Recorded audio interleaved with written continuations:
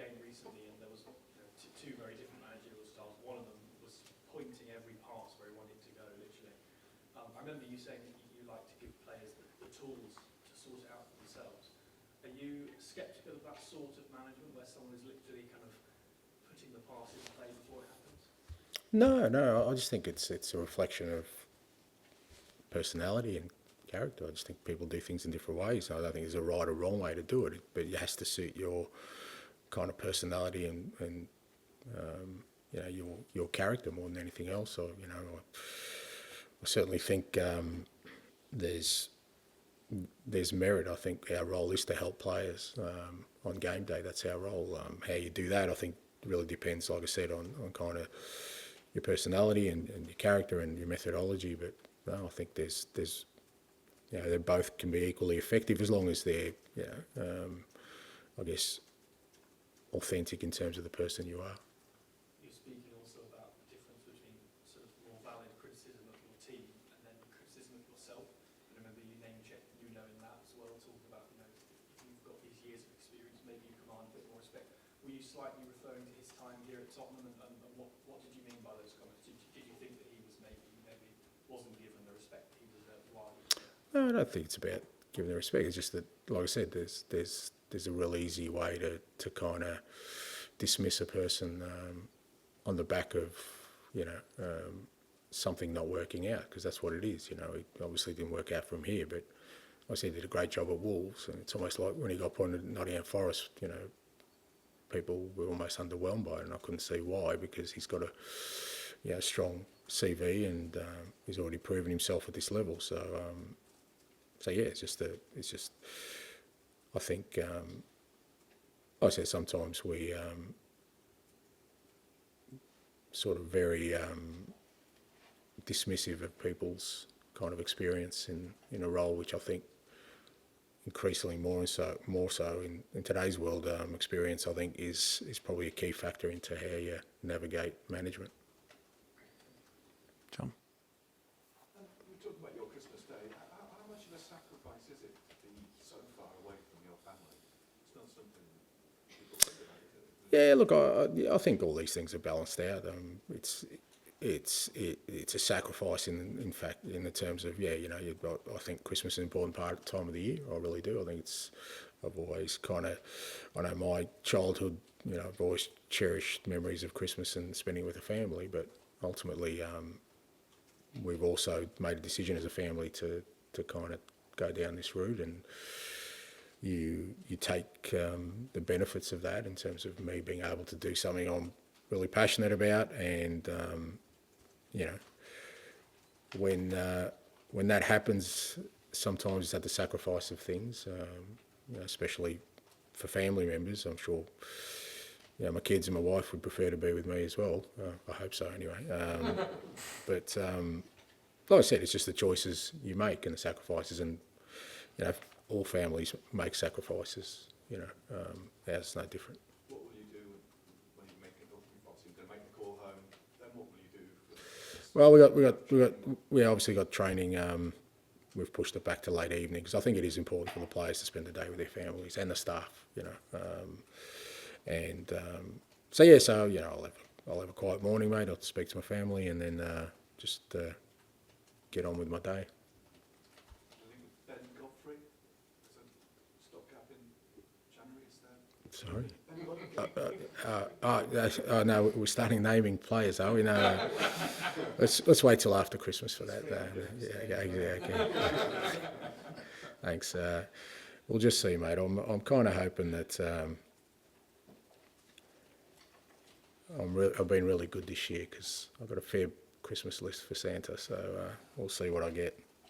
You've been a naughty little boy, apparently. So. Well, that's true as well. Yeah. So that's fair enough too. Yeah, touche. I may not get anything, so we'll see. Matt? Actually, Nuno might be a good example of. I mean, he was here. He didn't last long.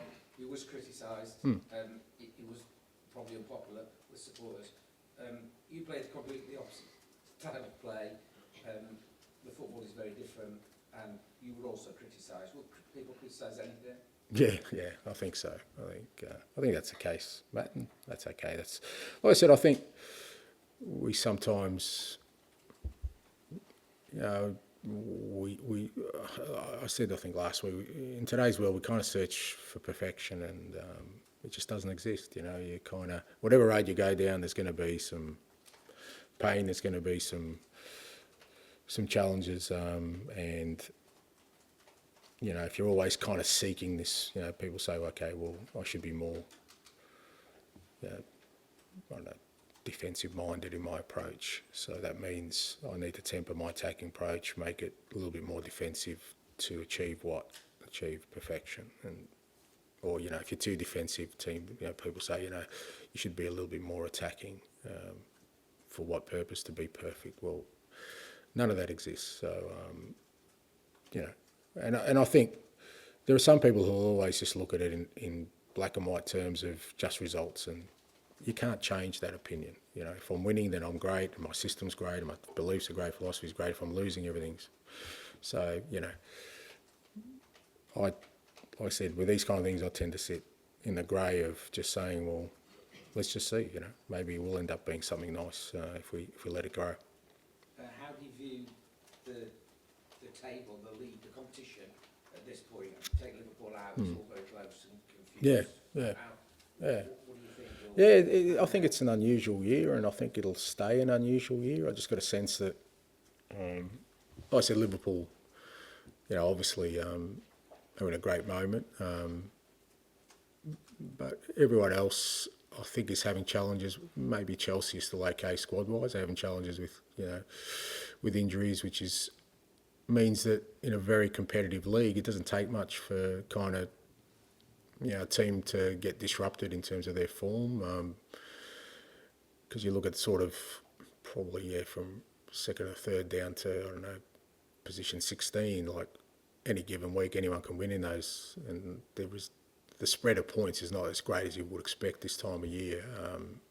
So I think it's going to be a tight league all year, and I think, you know, any team who can hit some consistency and keep their players healthy can make a real impact. And conversely, if you go through a tough time, you'll find yourself probably, you know, in a tougher position than maybe in another year. Do you feel when you get people back, you can stick a sequence of results together? Yeah, I certainly believe that. Yeah. Yeah, absolutely. Yeah, I certainly believe that. But obviously, you need to kind of stay in touch in the meantime. And look, I always felt, you know, like I said, probably after the City game, that this is going to be the toughest period we're ever going to face, knowing what we were going to have to come up against in terms of the amount of games and the squad we had. You know, we've still got, you know, at least a couple of games to go in that period. And we just got to try and hang on. Might you have Davies back on Boxing Day? Yeah, hopefully. He's training. The idea is for him to train today. Again, I just can't risk any more injuries. So my gut tells me, you know, if he trains today, it's only really 2 sessions with the team before Boxing Day. Probably wiser to save him for the weekend. Yeah, the plan is to have him training and potentially be available. And we'll finish with Gary, please. You said in the sort of broadcast about when you sort of have a result like that on Sunday, it weighs people around the club and it weighs on you. How does it weigh on you? How does that affect you as a person? I mean, we know it affects fans and like that. How does it? Your fans take it home?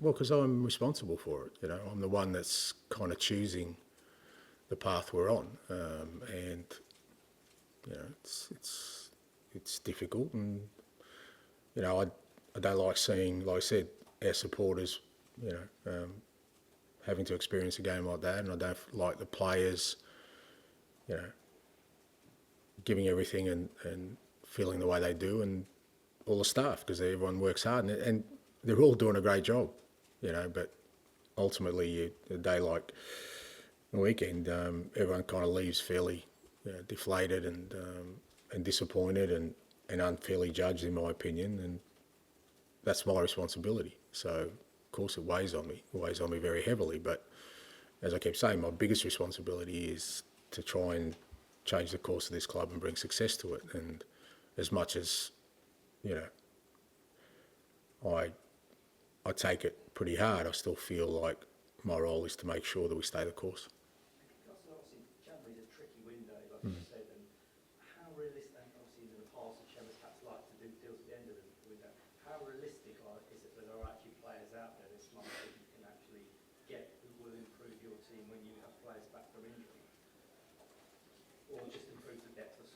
Well, yeah, I mean, I think there's two different questions. I think improve the team may be a bit challenging, but improve the depth of our squad. I think there's always possibilities out there.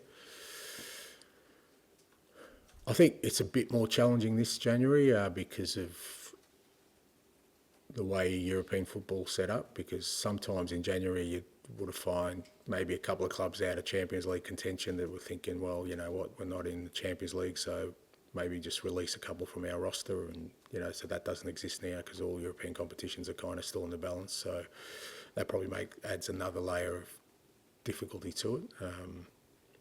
But we'll endeavour, because I think there's definitely a need for us to reinforce.